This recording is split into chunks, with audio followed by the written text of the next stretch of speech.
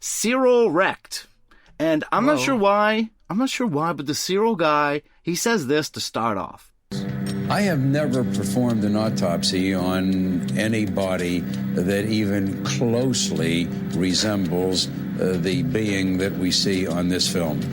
I don't think anyone is accusing you of that. She said Jen sounds very defensive, like he was, okay, it's me, I'm the guy. No, it's a weird flex. Definitely a strange flex, but okay. That wasn't how you're coming from. That wasn't how I took it, but I mean, that is a pretty funny angle if he was. But no, yeah, he's just saying, like, verifying, I've never seen anything like this. Okay. Right? Yeah. I think everyone assumed he had. Weird. He was saying this thing is really fucking weird, is all he was saying, and he's never seen any shit like that in his life. That's pretty much what it translated to. I think that's some pretty good, that backs it up pretty well. This guy's pretty an expert, much. yeah. Look, now that that's out of the way, I'm sorry, and this is the part I hated the most of this whole thing. It's time for some very serious analysis of this dead alien body being autopsied. There are 6 fingers on each hand, and there are also 6 toes on each foot, a condition known as polydactyly. And that's seen in various kinds of chromosomal or genetic abnormalities and defects. You don't see any male genitalia, and therefore all the indications are it looks like a female body, but without any secondary sexual development. In other words, there are no developed breasts. Weck's initial reaction was that we were looking at a woman with Turner's syndrome, a chromosomal disorder that affects 1 in 5,000 female births. The victims, who are lacking feminine chromosomes, do not develop sexually. However, few survive into adulthood.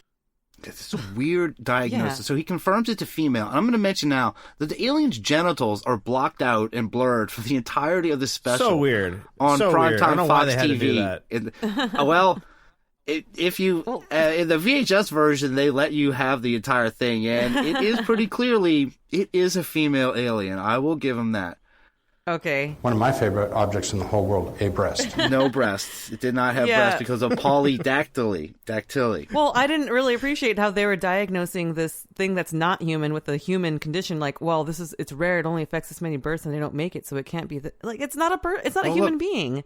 Well, they have made it a human. Just in theory, they've put two conditions together: Turner syndrome, where only 1 in 5,000 births are affected, and this polydactyly together. These very rare conditions. But the polydactyly, the polydactyly lines up with some of their other evidence where they had I don't know if you're going to talk about it, but they had these weird pieces of what they were saying was possibly part of the ship, and it had these hand things with 6 fingers on it. Oh. Yeah. It looked like something out of a movie, though. It looked like something straight out of Star Trek or. That's worth bringing up.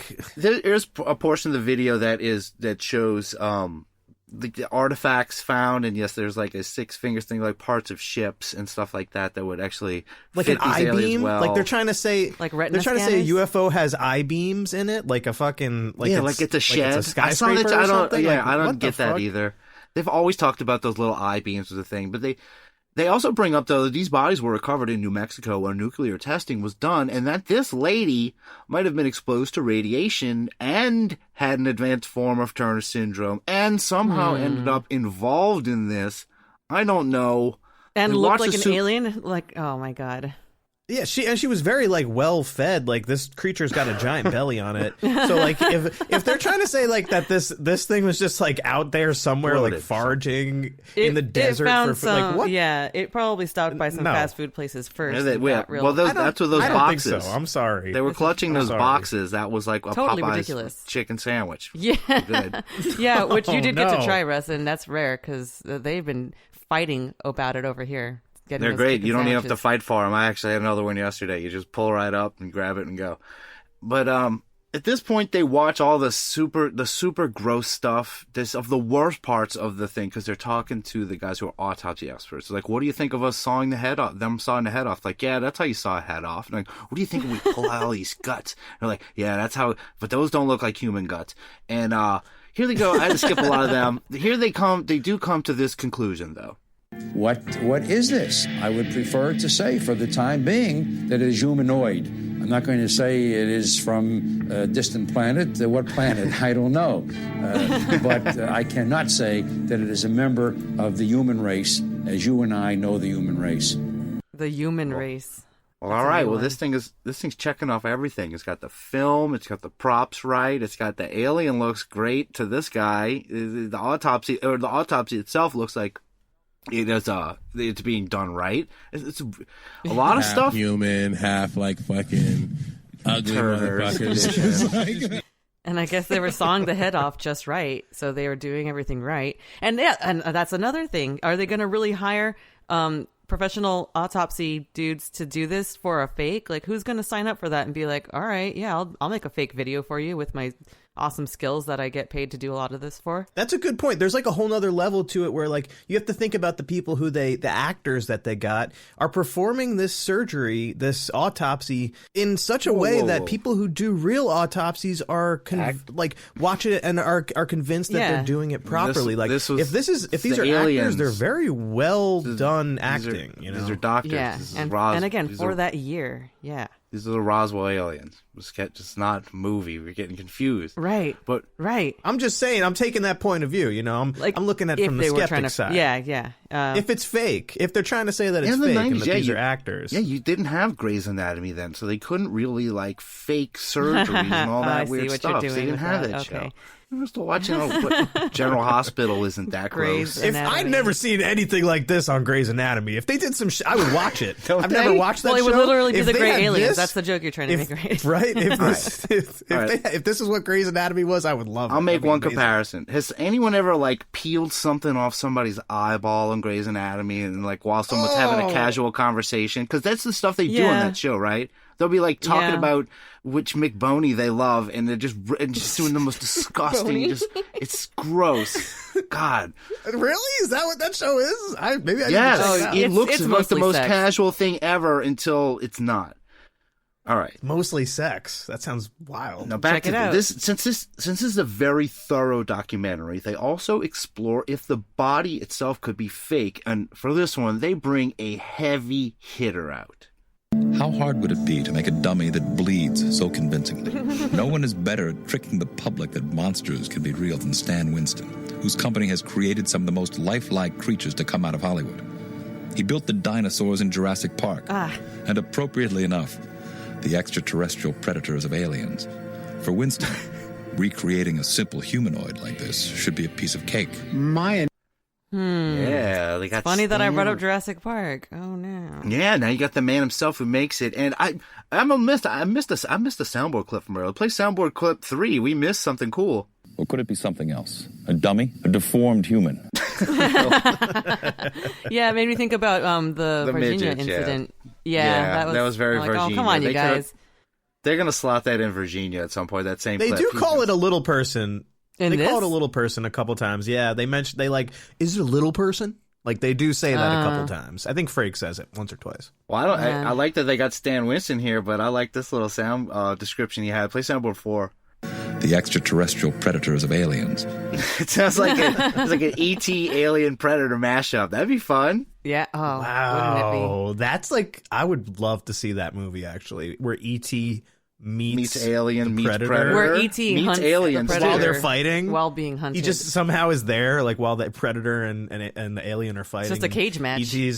He's just trying to like get everybody to relax, like just fucking chill out. Well, E.T.'s got powers trying to touch that everything. they don't. Yeah, he's like a little Yoda. He can make them all like crash into each other. He could be like it'd be like that Ryan Johnson movie, but he does the thing. Yeah, but I like that. To play it one more time, I like that E.T. Alien Predator. The extraterrestrial predators of Aliens. Yeah, wow. Predator of Aliens. You're still not sure which ones he did. This guy knows his shit. He's made some of the best visual effects creatures that the Jurassic Park dinosaurs, even watching that shit now, it's amazing to think that that's all like robots and not real. CG. It looks so good. It looks so real. Oh, don't get me wrong. It looked even better than CG does sometimes, you know? It does. I do. I agree. Believe me, this was a treat. This was my favorite park. They're going to talk to, special effects master Stan Winston, and he is going to react to the autopsy footage. My initial reaction when I first saw the piece was that it was not real, that it was a body that someone had created as a prop. And we started the autopsy and actually cutting this body open and knowing how difficult it is for us in the live effects world to actually simulate cutting skin. I started looking at it and saying to myself, if in fact this isn't real, I would be real proud of creating an image like that myself today. In fact, I want to talk it over with some guys here in the studio as to how we would do that. Even the master is impressive. No one ever had to create something like this before that is so impressive, even to a master of special effects. Yeah, right. I'm glad that they said that, because even if he was like, well, I could do that, there's still all the other factors that come into play that we discussed, like who are these actors who can perform an autopsy so perfectly? But it turns out even he was impressed by the quality of that.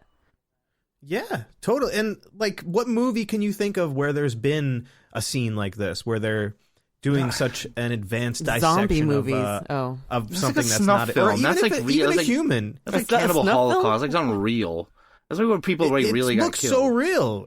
It looks so real, especially like once they start slicing this thing along, like and like opening it up and stuff. The way that its flesh looks, we're gonna yes. Yeah, you're gonna talk Russ a lot sick. about that. This is gonna be your favorite part. looks delicious. Because Stan Winston backs it up. He actually watches this with his team, and here he is. Here's the effects master and his team watching the autopsy, critiquing it. The question is whether or not we could do this if it weren't real. And let's take it back to just before the cut. The organic quality of the legs and the feet, and all that looks very good.